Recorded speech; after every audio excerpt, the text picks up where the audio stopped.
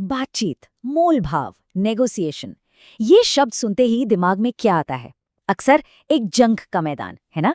जहां एक को जीतना है तो दूसरे को हारना ही पड़ेगा, अपनी बात मनवाने के लिए हावी होना पड़ेगा। लेकिन क्या हो अगर ये पूरी सोच ही बिल्कुल गलत हो? आज हम इसी पुरानी सोच को, इसी ट्रेडिशनल विजडम को चैलेंज करने वाले हैं। जरा सोचिए, क्या हो अगर नेगोशिएशन में जीतने का असली राज कंट्रोल छोड़ देना हो? सुनने में अजीब लगता है ना, पर यकीन मानिए, ये आइडिया जितना अजीब है उससे कहीं ज्यादा पावरफुल भी है। तो चलिए इसी आइडिया में थोड़ा और गहरा उतरते हैं। सबसे पहले ये समझते हैं कि जोर जबरदस्ती से अपनी बात मनवाने वाला जो पुराना तरीका है, वो आखिरकार फेल क्यों हो जाता है। देखिए, ज्यादातर लोगों की जो डिफॉल्ट सेटिंग होती है ना, वो नेगोशिएशन को एक जीरो सम गेम की तरह देखती है। मतलब या तो मैं जीतूंगा या सामने वाला, किसी एक की जीत मतलब दूसरे की हार, और बस यहीं से टकराव की शुरुआत हो जाती है। और यहीं आकर ये पूरी स्ट्रैटेजी धड़ाम से गिर जाती है। सोचिए, जब कोई हम पर दबाव डालता है तो हमारा पहला रिएक्शन क्या होता है? हम तुरंत पीछे हटते हैं, है ना? ये एक बिल्कुल नेचुरल ह्यूमन रिएक्शन है, जैसे किसी गर्म चीज को छूते ही हाथ अपने आप पीछे खिंच जाता है, बिल्कुल वैसा ही। तो ठीक है, अगर दबाव डालना काम नहीं करता, तो फिर करता क्या है? इसका जवाब एक ऐसे आइडिया में छिपा है जो पावर के बारे में हमारी पूरी समझ को ही पलट कर रख देता है।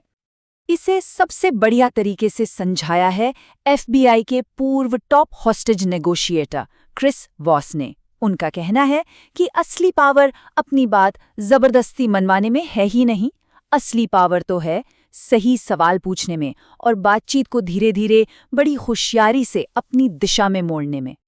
ये एक बहुत बड़ा साइकोलॉजिकल शिफ्ट है, सोचने के तरीके में एक क्रांति है।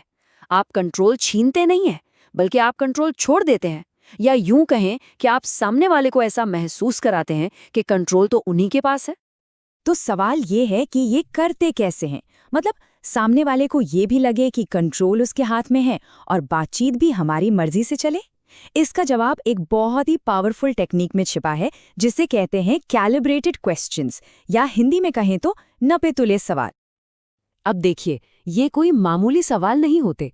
ये ऐसे ओपन एंडेड सवाल होते हैं जिन्हें इस तरह से डिजाइन किया जाता है कि सामने वाला सोचने पर मजबूर हो जाए, और सबसे मजेदार बात, वो आपकी प्रॉब्लम को आपके लिए सॉल्व करने लगे।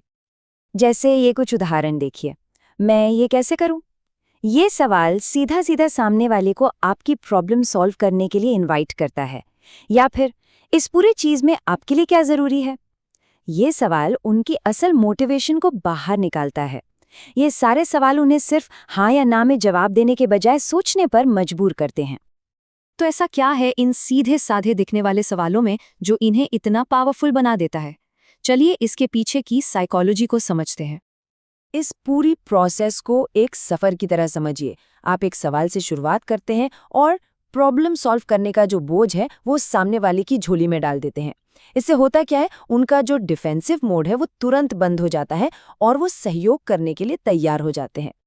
आप डिमांड करने के बजाय पूछना शुरू कर देते हैं, और बस टकराव की जगह सहयोग ले लेता है।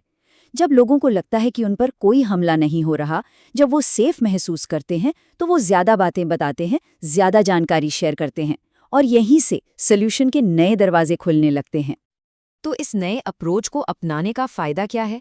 इससे नेगोशिएशन का पूरा डायनामिक्स, पूरी तस्वीर कैसे बदल जाती है? जो बातचीत पहले एक जंग का मैदान थी, वो अब एक खोज बन जाती है। डिमांड्स और डिफेंसिव होने के बजाय अब फोकस होता है जानकारी निकालने पर, ट्रांसपेरेंसी पर, और मिलकर एक सल्यूशन ढूंढने पर। और इसके फायदे बिल्कुल साफ हैं। सामने वाला ज्यादा खुलकर बात करता है, उनका जो एक डिफेंसिव रवैया होता है वो कम हो जाता है, वो अपनी बात पर अड़े रहने के बजाय एडजस्ट करने के लिए तैयार हो जाते हैं। और सबसे बड़ी बात, हमें वो जरूरी जानकारी मिलती है जो शायद कभी नहीं मिलती। सबसे जरूरी बात यह है कि आप अब अकेले पहेली नहीं सुलझा रहे, बल्कि आप सामने वाले को साथ मिलकर पहेली के टुकड़े जोड़ने के लिए इनवाइट कर रहे हैं। ये अकेले की जीत नहीं, ये साथ मिलकर जीतने जैसा है। तो अगली बार जब किसी बातचीत में हो तो इस आइडिया के बारे में सोचिएगा, क्या कंट्रोल के लिए लड़ना है या फिर सही सवाल पूछकर उसे हासिल करना है। याद रखिए, कंट्रोल के पीछे भागना अक्सर एक छलावा होता है, असली पावर गाइड करने में है।